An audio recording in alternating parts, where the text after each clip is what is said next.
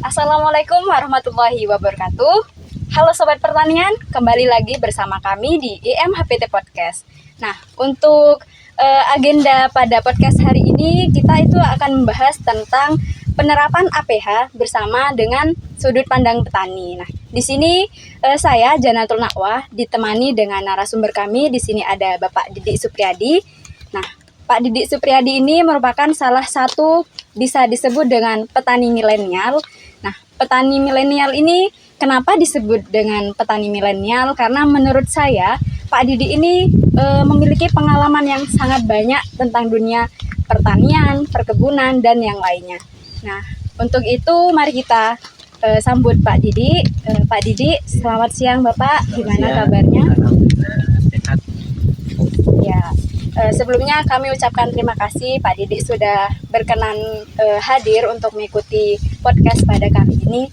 Ya, untuk podcast kali ini kita akan membahas tentang penerapan APH menurut sudut pandang dari petani. Nah, Pak Didik, saya mau tanya nih Pak. Sebelumnya Pak Didik sendiri sudah pernah mendengar atau mengaplikasikan atau enggak Pak tentang agen pengendali hayati?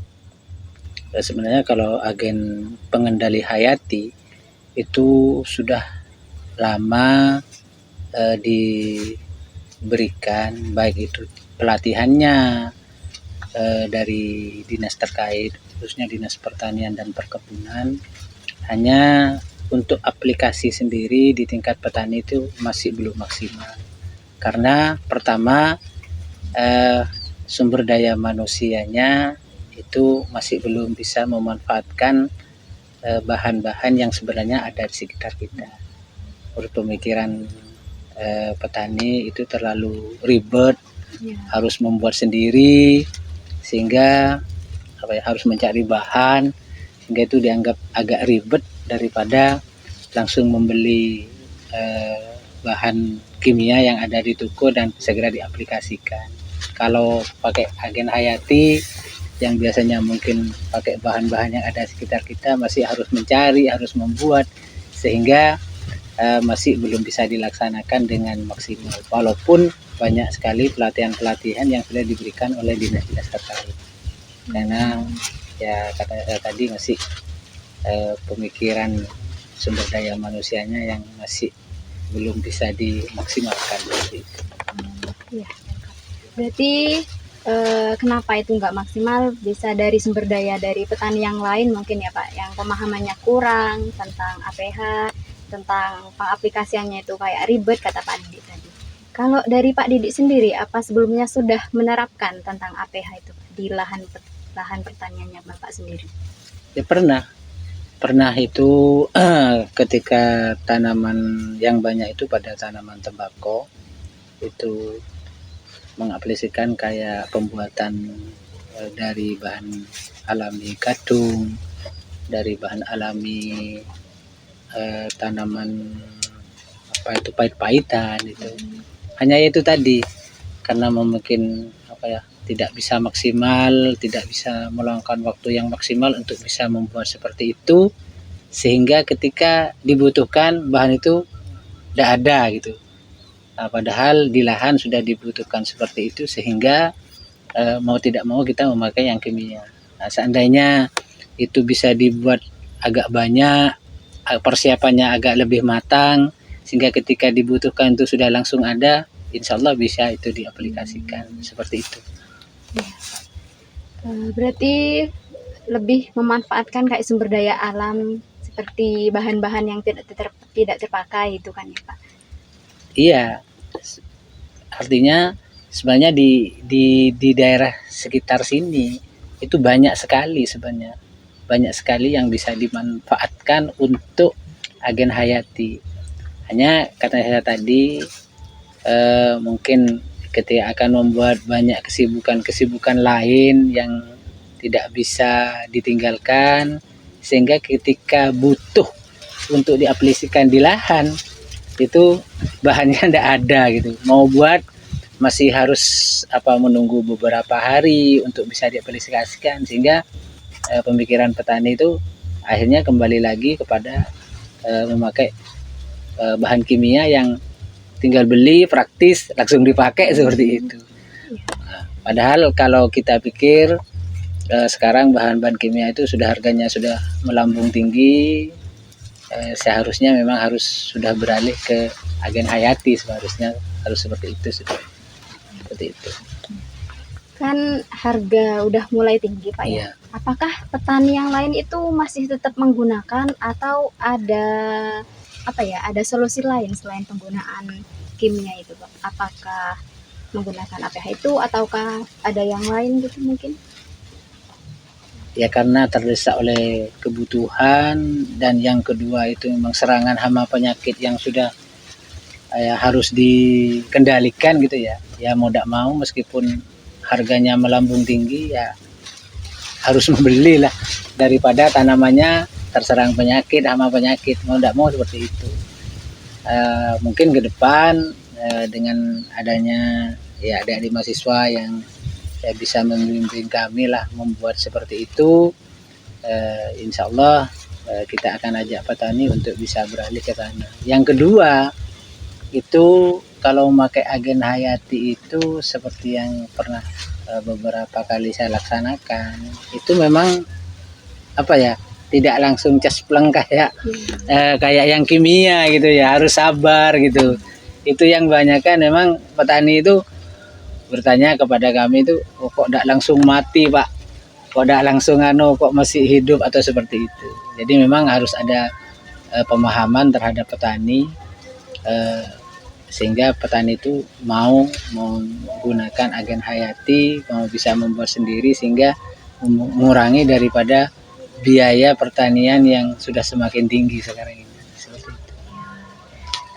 Kalau kita ketahui juga APH ini kan merupakan salah satu mikroorganisme yang memang sudah ada di alam, Iya. tapi dalam penerapannya itu membutuhkan proses yang sedikit lama. Iya. Tapi petani itu maunya instan gitu kan ya Iya, Pak, maunya maunya seperti langsung besok aplikasikan, besoknya lagi langsung sudah sembuh gitu Iya, kan. seperti Nah itu. ya itu emang masalah di petani emang kayak gitu. Terus kalau dari sudut pandang Pak Didik sendiri, APH pengendali hayati sama bahan kimia itu lebih bagusnya itu milih yang mana kalau dari Pak Didik itu? Kalau menurut saya sendiri selaku pengurus kelompok tani itu lebih baik pakai agen hayati, karena musuh-musuh alami yang bisa mengendalikan hama penyakit itu tidak mati. Artinya kita musuh alaminya itu biar tidak mati, sehingga pakai agen hayati. Ya tapi kendalanya itu tadi gitu loh. Di tingkat petani memang kita butuh kesabaran untuk bisa memakai seperti itu. Karena kalau kita terus-terusan memakai kimia itu memang agen musuh alaminya juga mati, lalu dampaknya memang terhadap tanaman, terhadap lingkungan itu banyak sekali dampaknya, sehingga mau tidak mau ke depan ya kita harus bersabar melatih petani untuk memakai agen hayati. Itu terutama dari adik-adik mahasiswa nantinya yang sudah memiliki ilmu di kampus bisa mengajarkan kepada kami agar bisa membuat agen hayati, sehingga ketika petani itu butuh itu bisa dimanfaatkan oleh petani seperti itu. Ya. Itu juga tugas buat kita ya semua teman-teman ya, teman-teman mahasiswa, kita harus bisa mendampingi petani supaya kita itu bisa menerapkan lebih banyak agen pengendali hayati di lapang, supaya lingkungannya itu kan tidak tercemar. Kalau misalkan menggunakan bahan kimia itu kan secara terus-menerus itu juga merusak lingkungan. Terus ini Pak, kalau dari Pak Didi ini buat kedepannya apakah berkepikiran untuk menerapkan agen pengendali hayati itu? Oh iya, kalau saya itu inginnya kalau seandainya adik-adik mahasiswa ini ada waktu luang gitu ya, kita buat bersama, sehingga ketika petani itu butuh, artinya ketika petani itu butuh untuk aplikasi di lahan itu sudah ada. Kan kebanyakan begini, ketika petani itu sudah butuh, bahannya nggak ada gitu loh, masih mau buat. Sedangkan agen hayati itu tidak langsung bisa diaplikasikan, masih menunggu beberapa hari gitu loh. Nah, itu yang mungkin bagi kami menjadi kendala. Tapi kalau adik-adik mahasiswa ini mau memberikan ilmunya kepada kami, mengajari kami dengan teman-teman petani di sini, dengan membuat agen hayati, lalu stoknya itu ada gitu loh. Ketika dibutuhkan tinggal ngambil, insya Allah ke depan akan beralih dari bahan kimia ke bahan agen hayati karena pertama ya karena saya tadi mungkin dengan bahan yang seperti itu harganya murah, dengan pembuatannya dengan bahan yang sudah ada sehingga pembiayaannya murah. Yang kedua untuk mengurangi biaya daripada pembelian daripada bahan kimia yang sekarang ini sudah mulai tinggi. Saya harapkan yaitu adik-adik mahasiswa ini bisalah memberikan ilmunya kepada kami, mengajak kami bersama-sama agar petani itu punya stok lah. Artinya di kelompok kami itu ada stok ketika dibutuhkan ada serangan mungkin wereng, walang sangit atau apapun. Petani itu sudah tinggal ngambil di kelompok gitu, semprot pakai ini gitu. Itu yang saya harapkan dari teman-teman adik-adik mahasiswa yang bisa mendampingi kami petani seperti itu. Baik. Berarti misalkan insya Allah di tahun kedepannya mungkin ya dari teman-teman mahasiswa, dari teman-teman kita itu ada rencana buat membantu kelompok tani yang ada di Desa Subo. Berarti para petani atau Pak Didik juga berkenan mengikuti prosedur cara pembuatan agens pengendali hayati itu.